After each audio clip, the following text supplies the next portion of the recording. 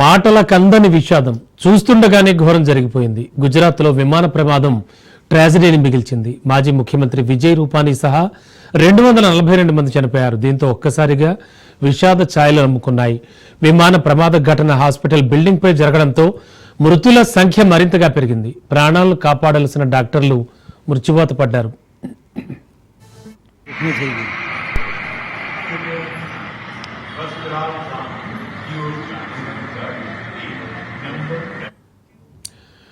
Ahmedabad airport సమీపంలో మధ్యాహ్నం air India విమానం కుప్పకూలింది. 1:39 సమయంలో అహ్మదాబాద్ నుంచి లండన్ వెళుతుండగా టేకాఫ్ టైంలో ఈ యాక్సిడెంట్ జరిగింది.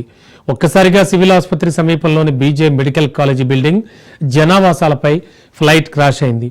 ఈ ఘటనలో మెడికల్ కాలేజ్ బిల్డింగ్ సహా 2 భారీ భవనాలకు మంటలు వ్యాపించాయి. ఈ ఘటనలో 20 మందికి పైగా మెడికోలు అక్కడికక్కడే మృతి చెందారు.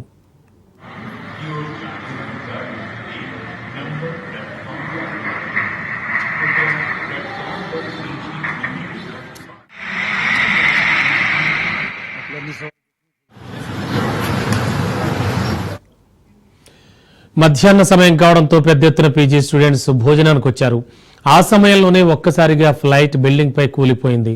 ప్రమాదానికి గురైన విమానంలో గుజరాత్ మాజీ సీఎం విజయ్ రూపానీ సహా 242 మంది ప్రయాణికులు, సిబ్బంది ఉన్నారు.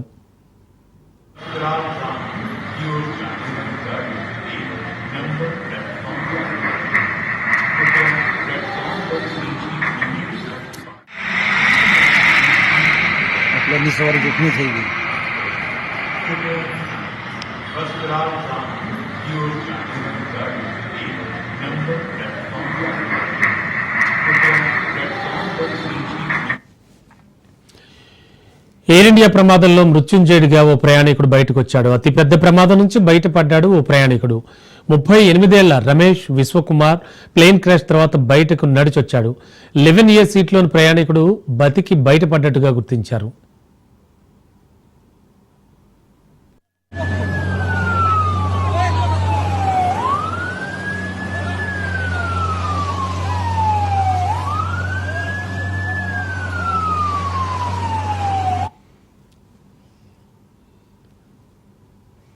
అహ్మదాబాద్ విమాన ప్రమాదం తీవ్ర విషాదాన్ని నింపింది. లండన్ బయలుదేరిన ఎయిర్ ఇండియా విమాన ప్రమాదంలో మొత్తం 242 మంది మరణించారు. ఈ జాబితాలో 169 మంది భారతీయులు, 53 మంది బ్రిటన్ పౌరులు, 7 పోర్చుగీస్, 1 కెనడియన్, 12 మంది విమాన సిబ్బంది ఉన్నారు.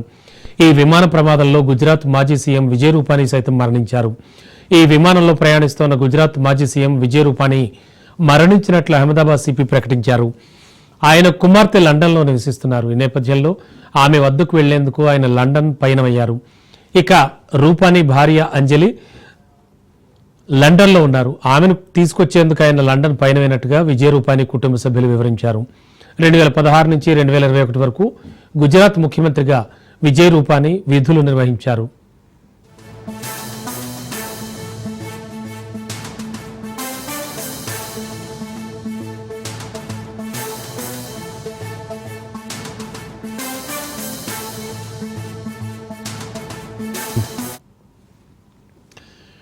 మృతుల కుటుంబాలకు ₹1 కోటి చొప్పున ఎక్స్గ్రేషియా ప్రకటించింది టాటా గ్రూప్. క్షతగాత్రుల వైద్య ఖర్చులన్నీ తామే భరిస్తామని వెల్లడించింది. బీజే మెడికల్ కాలేజ్ భవనాన్ని పునర్నిర్మిస్తామన్నారు. ఇక ఈ క్షణంలో తమ బాధ చెప్పుకోలేందన్నారు.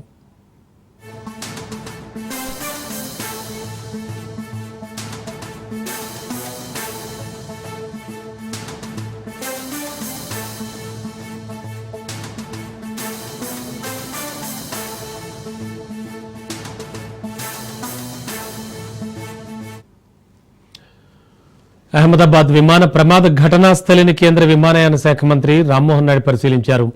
అహ్మదాబాద్ విమాన ప్రమాదంలో ప్రయాణికుల మృతదేహాలను గుర్తించే పనిలో ప్రభుత్వం ఉందన్నారు రామ్మోహన్ నాయుడు. DNA టెస్ట్ కోసం ప్రయాణికుల బంధువులు శాంపిల్స్ ఇవ్వాలని అధికారులు కోరారని అన్నారు. ప్రమాద స్థలిలో ముమ్మరంగా సహాయక చర్యలు చేపడుతున్నామని కేంద్ర మంత్రి రామ్మోహన్ నాయుడు తెలిపారు. Totally shaken by the incident that has happened today near Ahmedabad airport. Very tragic and very horrific. Even till now I have to say I'm in a state of shock. When the event happened, I was in Vijayawada doing the review of that airport and attending one state program. But the moment I got to know this incident happened, I wanted to be here physically at the site, try to find out more about what happened and what needs to be done. And also Honorable PM has called me and also told me to be there at the site and also look into the operations which is going on right now. And right now, if you ask me, I can only think about the passengers, their families, what they might be going through, and especially the civilians also who are there near the crash site. A lot of relief effort has been done already, right from Indian Army, NDRF, state police, medical departments, including aviation concerned departments. Everyone has attended immediately. The fire department, to the best of their abilities, they have been functioning here and doing the rescue operations. And we still have to find out the numbers. I don't want to put any wrong numbers to you, so we still have to go through the numbers. My condolences, my prayers, my thoughts with the families of the bereaved. And we are trying to extend all the help that can be done. And even our Honorable Home Minister is also coming to inspect the site right now. He will be coming here. We'll go through another round of inspection. We'll talk to some of the people who are here and all the teams that are here. Very sad to know that Vijay Rupani ji, Chief Minister, was also there, and like you were mentioning, other nationals were also there, children were also there. I would only say that each and every life is precious to us. Each and everyone is a very important person to us. So it's an incident which has shaken the nation also. Everyone has expressed their grief. Give one line to what you have asked right now. We are going to do a fair and thorough investigation. We are not going to spare anyone. We are not going to leave any stone unturned. We will do properly according to the protocol, and we are going to go to the depth of why this incident has happened. That much I can tell you now. ఇక మిగతా వార్తలు చూస్తే గాంధీ భవన్లో TPCC chief Mahesh Kumar గౌడ్తో Munnuru Kapu సంఘం నాయకులు సమావేశమయ్యారు. Vemulawada MLA ప్రభుత్వ whip ఆది శ్రీనివాస్కి మంత్రి పదవి ఇవ్వాలంటూ మున్నూరు కాపు సంఘం నాయకులు కోరారు. పీసీసీ చీఫ్ను కలిసేందుకు 33 జిల్లాల నుంచి మున్నూరు కాపు సంఘం నాయకులు భారీగా తరలివచ్చారు.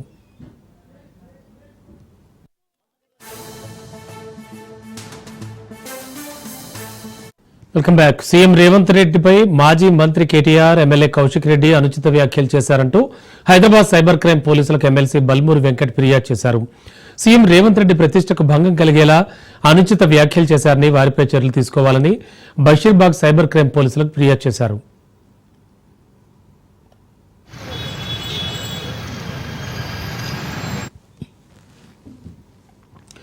మరోసారి బీజేపీ ఎమ్మెల్యే రాజాసింగ్ సంచలన వ్యాఖ్యలు చేశారు. తన మొదటి పార్టీ టీడీపీ అని, చివరి పార్టీ బీజేపీఏనని స్పష్టం చేశారు. రాజకీయాలను వదిలేస్తాను కానీ ఏ పార్టీలో చేరనని క్లారిటీ ఇచ్చారు రాజాసింగ్. అయితే పార్టీలో తనను వేధించేవారిని కూడా వదిలిపెట్టనని హెచ్చరించారు. పార్టీ నుంచి సస్పెండ్ అయినా 14 నెలలు దూరంగా ఉన్నానని గుర్తు చేశారు. తనకు బీజేపీ తప్ప వేరే పార్టీలో వెళ్లే ఉద్దేశమే లేదని మరోసారి క్లారిటీ ఇచ్చారు. అందుకే కొంతమంది తనతో ఆటలాడుతున్నారంటూ విమర్శించారు.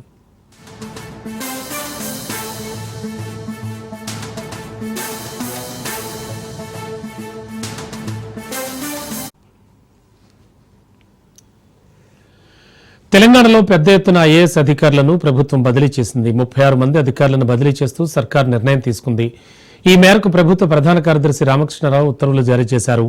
పంచాయతీరాజ్, గ్రామీణాభివృద్ధి ముఖ్య కార్యదర్శిగా ఎన్ శ్రీధర్ను నియమించింది. గనుల శాఖ ముఖ్య కార్యదర్శిగా ఎన్ శ్రీధర్కు అదనపు బాధ్యతలు అప్పగించింది. రెవెన్యూ శాఖ ముఖ్య కార్యదర్శిగా లోకేష్ కుమార్ను బదిలీ చేసింది. ఇంధన శాఖ ముఖ్య కార్యదర్శి నవీన్ మిట్టల్, ఎస్సీ అభివృద్ధి శాఖ కార్యదర్శిగా జ్యోతి బుద్ధ ప్రకాష్, ఢిల్లీలో తెలంగాణ భవన్ రెసిడెంట్ కమిషనర్గా శశాంక్ గోయల్ను బదిలీ చేస్తూ ఉత్తర్వులు జారీ చేసింది. హైదరాబాద్ కలెక్టర్గా హరిచందన దాసరిని నియమించింది.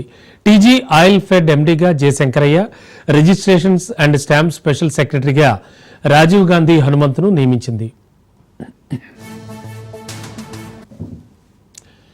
కూటమి ప్రభుత్వం ఏర్పడి సరిగ్గా ఏడాదైందన్నారు సీఎం చంద్రబాబు. సూపర్ 6లో కీలకం తల్లికి వందనం పథకం తీసుకొచ్చామని చెప్పారు. సంపద సృష్టిస్తాం, ఆదాయాన్ని పెంచుతామని ముందే చెప్పామని, పెంచిన ఆదాయాన్ని అభివృద్ధి సంక్షేమానికి ఉపయోగిస్తున్నామని తెలిపారు. తల్లికి వందనం కింద ఎంతమంది పిల్లలున్నా ఇస్తామని ముందే చెప్పామన్నారు బాబు. తల్లికి రెండు కళ్ళు, ఈ రెండు కూడా సమాంతరంగా ప్యారల్ గా ముందుకు తీసుకెళ్తామని చాలా స్పష్టంగా హామీ ఇచ్చాం. అదే సమయంలో సంపద సృష్టిస్తాం, ఆదాయాన్ని పెంచుతాం, పెంచిన ఆదాయాన్ని అభివృద్ధికి సంక్షేమానికి రెంటికి బ్యాలెన్స్ చేసుకుంటూ ఎక్కడ కూడా ఎలాంటి ఇబ్బంది లేకుండా ఈ కార్యక్రమాలు ముందుకు తీసుకుపోతామని చెప్పాం. అయితే రాష్ట్రంలో ఆర్థిక పరిస్థితులు చూసిన తర్వాత చాలా మంది నాకు ఎన్నికల ముందు అడిగారు, మీరు వస్తే మీరు కనీసం ఈ రాష్ట్రాన్ని మళ్లీ టోటల్ గా విధ్వంసం జరిగింది, మీరు దీన్ని రివైవ్ చేస్తారని నమ్మకం మీకుందా, మీకు అనుభవం ఉంది, కానీ అఘాతం చూస్తే మాత్రం చాలా లోతుగా ఉంది, మీరు చేయగలుగుతారని అడిగారు. నాకు వేరే ఆప్షన్ లేదు. ఇన్ని సంవత్సరాలు ప్రజలు ఆదరించారు, ఆశీర్వదించారు. కష్టాలకు వచ్చినప్పుడు కాడుబడేయడమో పారిపోవడం కరెక్ట్ కాదు, ఎంత కష్టమైనా చేస్తామనే విధంగా ఆ రోజు చెప్పాను, ఆ డైరెక్షన్ లో ముందుకు పోయాను. మేము ఆ రోజు సూపర్ 6 చెప్పాం. ఎన్నికల మేనిఫెస్టో చాలా విషయాలున్నాయి, సూపర్ 6 మేజర్ గా హైలైట్ చేశాం. ఆ సూపర్ 6 లో అతి కీలకం తల్లికి వందనం.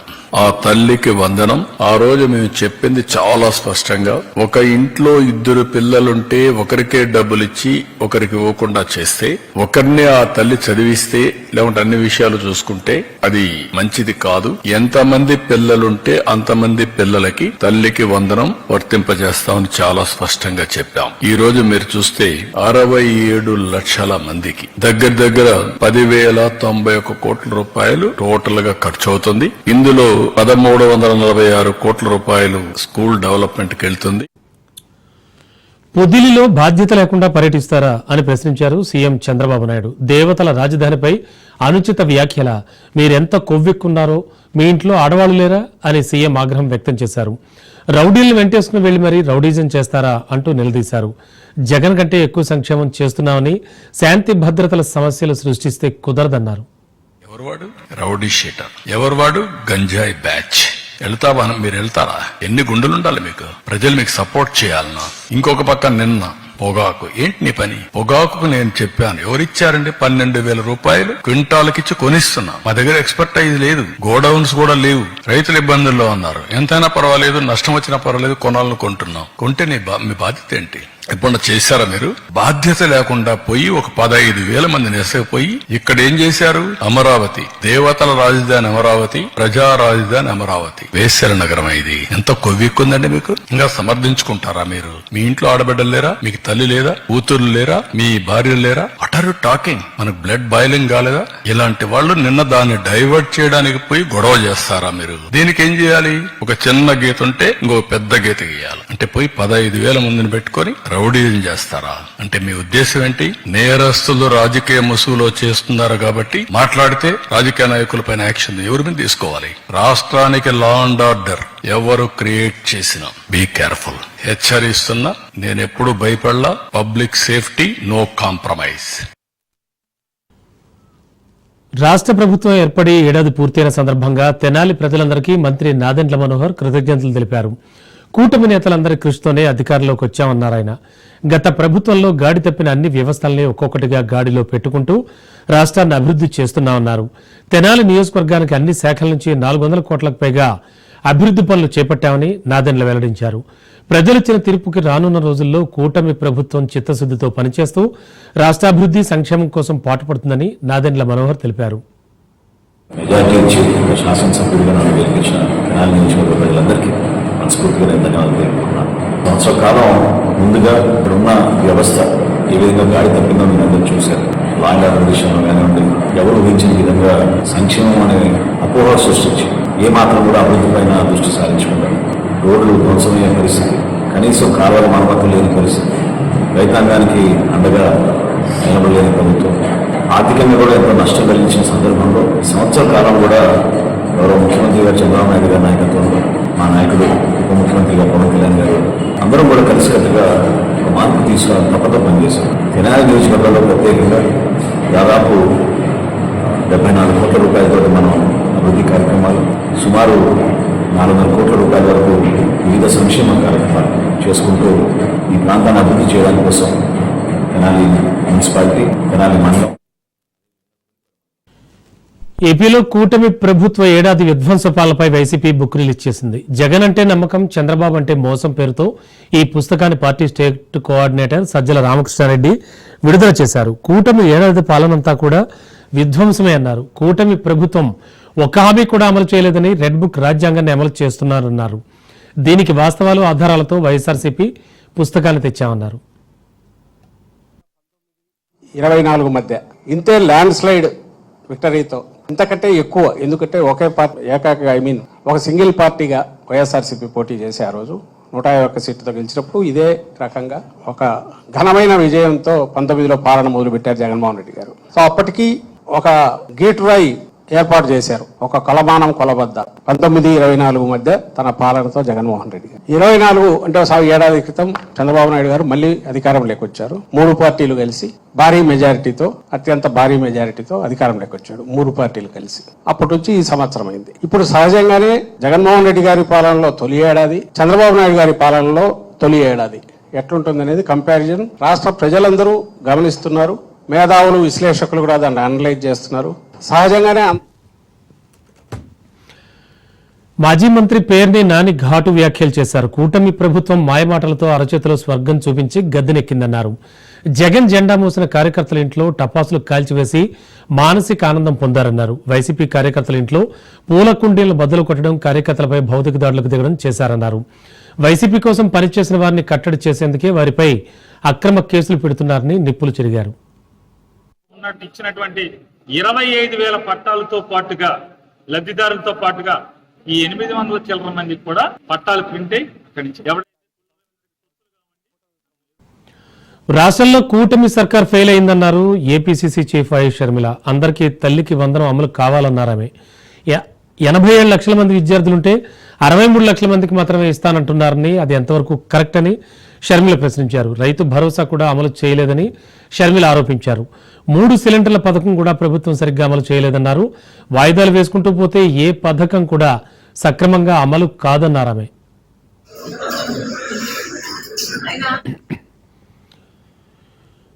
అనంతపురం జిల్లాలో మహిళా కమిషన్ చైర్పర్సన్ కీలక వ్యాఖ్యలు చేశారు. కాలం మారుతోంది, అందుకు అనుగుణంగా మహిళలు కూడా ధైర్యంగా ఉండాలంటూ అమ్మాయిలు తమను తాము జాగ్రత్తగా చూసుకోవాలని సూచించారు. ఏదైనా సమస్య ఉంటే తమ తల్లిదండ్రులకు చెప్పుకోవాలని హెచ్చరించారు. లో నుంచి వెళ్ళిపోయింది. 4 పొద్దునే వాళ్ళు వెళ్ళి కంప్లైంట్ ఇవ్వటం, కంప్లైంట్ లో స్పెసిఫిక్ గా బాలు అనే వ్యక్తిని వాళ్ళు తన మీద అనుమానం ఉందని చెప్పి పోలీసులు చెప్పారు. సో వాళ్ళు FIR I think 4th file చేశారు. ఆ డీటెయిల్స్ కూడా మాకు ఇచ్చారు. కాబట్టి వాళ్ళ పేరెంట్స్ అనుమానించి బాలు అనే అతని గురించి చెప్తామంటే ఏదైతే ఇన్వెస్టిగేషన్ యాంగిల్ లో జరిగింది, అలాగే 3 రోజుల తర్వాత ఒక 7 కనపడిందని చెప్పటం, రాజేంద్రనాథ్ యాదవ్ అని సస్పెండ్ చేశారు. మేము అడిగాం ఎందుకు యాక్షన్ తీసుకోలేదా, ఎందుకు సస్పెండ్ చేశారంటే ఏదైతే కంప్లైంట్ ఇచ్చారో బాలు అనే అతని మీద అతన్ని ఇన్వెస్టిగేషన్ ఫాలో అప్ చేశారు. కానీ ఏదైతే బాడీ దొరికిందో దాన్ని ప్రాపర్ గా ఆ ఇన్ఫర్మేషన్ అంతా పై అధికారులు ఇవ్వలేదు. ఏదో పెట్రోల్ బోస్తాలు పెట్టేశారు. ఇదంతా కూడా న్యూస్ లో వచ్చినట్టుంది. యాక్చువల్లీ జరిగింది అది కాదు. ఆ అమ్మాయి నాకు తెలిసి 3rd వెళ్ళిపోయింది కాబట్టి post mortem. Welcome back. Phone tapping కేసులో సిట్ అధికారులు మళ్లీ దూకుడు పెంచారు. కేసులో ఉన్న వాళ్లను మళ్లీ వరుసగా విచారణకు పిలుస్తున్నారు. ఇందులో భాగంగా ప్రణీత్ రావు, ప్రభాకర్ రావును మరోసారి విచారణకు హాజరు కావాలంటూ ఆదేశాలు జారీ చేశారు. అయితే ఇప్పటికే హార్డ్ డిస్క్లను ధ్వంసం చేసిన ప్రణీత్ రావు వాటిని మూసీ నదిలో పడవేసినట్లు పోలీసులు గుర్తించారు. అయితే ఎవరి ఆదేశాలతో హార్డ్ డిస్కులు ధ్వంసం చేశారు అనే అంశంపై ఇప్పుడు సిట్ విచారణ చేపట్టనుంది. ఫోక్ సింగర్ మంగ్లీ ఎఫ్ఐఆర్ కాపీలో పోలీసులు కీలక విషయాలు ప్రస్తావించారు. రాత్రి 1 గంట సమయంలో రిసార్ట్పై ఫిర్యాదు వచ్చిందని, సౌండ్ చేస్తూ హంగామా చేస్తున్నారని కంప్లైంట్ వచ్చినట్లుగా పేర్కొన్నారు. పార్టీలో పెద్ద ఎత్తున విదేశీ మద్యం ఉందని గుర్తించినట్లు పోలీసులు వెల్లడించారు. ఈ క్రమంలోనే ఎక్సైజ్ నుంచి లిక్కర్ పర్మిషన్ లేదనే విషయాన్ని కూడా తాము గుర్తించినట్లు ఎఫ్ఐఆర్ కాపీలో తెలిపారు. డ్రగ్స్ టెస్ట్లో ఒకరు గంజాయి తీసుకున్నట్లుగా నిర్ధారించామన్న పోలీసులు మంగ్లీ అనుచరుడు దామోదర్ రెడ్డి గంజాయి తాగినట్లు టెస్టులో తేలినట్లు వెల్లడించారు. అదేవిధంగా మంగ్లీ సోదరుడు శివరామకృష్ణపై అనుమతి లేకుండా పార్టీ ఏర్పాటు చేసినందుకు మంగ్లీపైన కేసు నమోదు చేశారు పోలీసులు. మొత్తానికి Tripura resort management Damodar and event organiser Megharaj పై కూడా కేసు నమోదు చేశారు పోలీసులు. మరోవైపు తన బర్త్డే పార్టీ వివాదంపై ఫోక్ సింగర్ మంగ్లీ క్లారిటీ ఇచ్చింది. ఫ్యామిలీ ఫంక్షన్ అని తల్లిదండ్రులు కూడా ఉన్నారని చెప్పింది. లిక్కర్ సౌండ్ సిస్టమ్ ఏర్పాటు చేసింది నిజమే అన్న మంగ్లీ పర్మిషన్ తీసుకోవాలనే అవగాహన తనకు లేదని చెప్పుకొచ్చింది.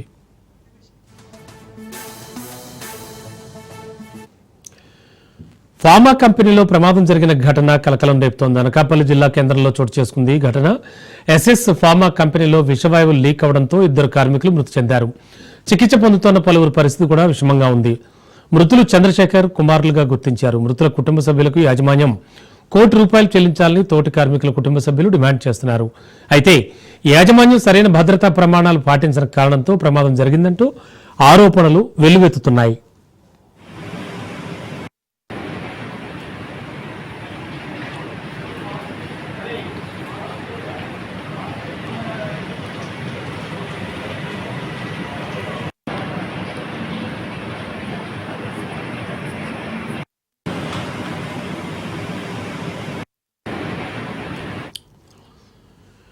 మేఘాలయలో చోటు చేసుకున్న హనీమూన్ హత్య కేసు విచారణలో విస్తుపోయే వాస్తవాలు వెలుగు చూస్తున్నాయి.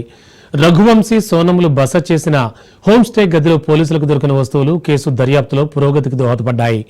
సోనం స్టే హోం నుంచి బయటకు వెళ్లేటప్పుడు తన మంగళసూత్రాన్ని అక్కడే వదిలి వెళ్లింది. అలాగే ఉంగరం కూడా అక్కడ దొరికిందని డిప్యూటీ ఇన్స్పెక్టర్ జనరల్ డిఎన్ఆర్ మారక్ తెలిపారు.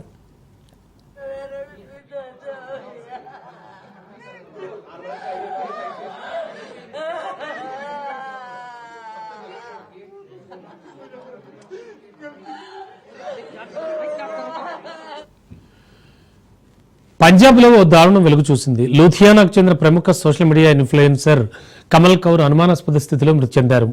ఆదేశ్ మెడికల్ యూనివర్సిటీ సమీపంలో పార్క్ చేసిన కారులో ఆమె మృతదేహాన్ని పోలీసులు గుర్తించారు. పార్క్ చేసిన కారు నుంచి దుర్వాసన వస్తున్నట్లు స్థానికులు పోలీసులకు చెప్పడంతో ఈ ఉదంతం వెలుగు చూసింది. ఘటనా స్థలికి చేరుకున్న పోలీసులు కారు లోపల కౌర్ మృతదేహాన్ని గుర్తించారు. ఈ కారు లూథియానా జిల్లాలో రిజిస్ట్రేషన్ అయి ఉంది.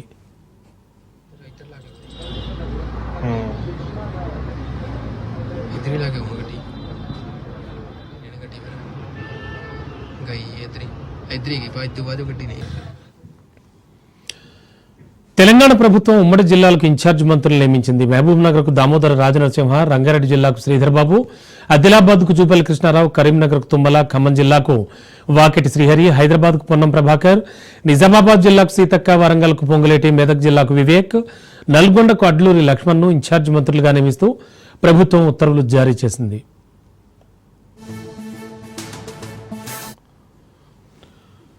మరోసారి ఉగ్రదాడులతో రెచ్చగొట్టేందుకు చూస్తే పాక్లోకి చొచ్చుకెళ్లి మరీ దాడులు చేస్తామని విదేశాంగ మంత్రి జయశంకర్ హెచ్చరించారు. ప్రస్తుతం యూరోప్ పర్యటనలో ఉన్న ఆయన బ్రసెల్స్ లో ఉగ్రవాదంపై భారత వైఖరిని స్పష్టం చేశారు. ఏప్రిల్లో చేసిన అమానవీయ దాడులు చూస్తుంటే ఖచ్చితంగా ప్రతిఘటన బలంగా ఉంటుందనేదే సందేశం ఇచ్చామన్నారు. మా ప్రతిఘటన ఉగ్రవాద సంస్థలు వాటి లీడర్లపై ఉంటుందన్నారు.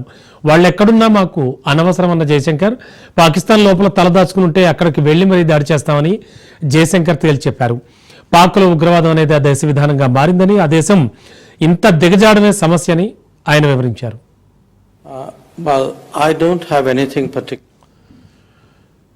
బంగ్లాదేశ్ లో మరో విధ్వంసం చోటు చేసుకుంది. సిరాజ్గంజ్ జిల్లాలోని రవీంద్రనాథ్ ఠాగూర్ మెమోరియల్ మ్యూజియం కచ్చరి బారిలో ఒక సందర్శకుడికి మ్యూజియం ఉద్యోగికి మధ్య వివాదం చోటు చేసుకుంది. ఈ దరిమిలా స్థానికులు మ్యూజియంను ధ్వంసం చేశారు.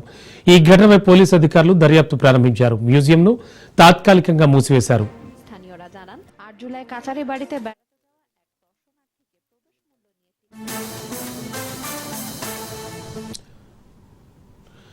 అగ్రరాజ్యం మరోసారి తన వక్రబుద్ధిని చాటుకుంది. America central commander general Michael Kurilla కీలక వ్యాఖ్యలు చేశారు. ఉగ్రవాదానికి వ్యతిరేకంగా ప్రపంచవ్యాప్తంగా జరుగుతున్న పోరాటంలో పాకిస్తాన్ ఓ అసాధారణ భాగస్వామి అంటూ ప్రశంసించారు. ఐసిస్, ఖురాసాన్ కు వ్యతిరేకంగా సాగుతున్న ఆపరేషన్లో పాక్ పాత్రను ఆయన కొనియాడారు. ఇదిలా ఉంటే ఇరాన్తో అణు ఒప్పందం చేసుకోవాలని అమెరికా అధ్యక్షుడు డొనాల్డ్ ట్రంప్ ప్రయత్నిస్తున్నాడు. ఈ క్రమంలో అతడు మధ్య ప్రాచ్యాన్ని ఉద్దేశిస్తూ కీలక వ్యాఖ్యలు చేశాడు. అదో ప్రమాదకర ప్రాంతం అన్నారు. తమ సైనిక సిబ్బందిని అక్కడి నుంచి తరలిస్తున్నాం, ఆ ప్రాంతాన్ని వేడాలని యుఎస్ ఆర్మీకి నోటీసులు జారీ చేశాం, ఏం జరుగుతుందో చూడాలని ఆయన తెలిపారు. ఈ ఉద్రిక్తతలు తగ్గాలంటే ఇరాన్ అణ్వాయుధాలని కలిగి ఉండకూడదని వార్నింగ్ ఇచ్చారు. అణు చర్చలు విఫలమైతే ఇరాన్పై దాడులు చేస్తామని ట్రంప్ పదే పదే హెచ్చరికలు చేశారు.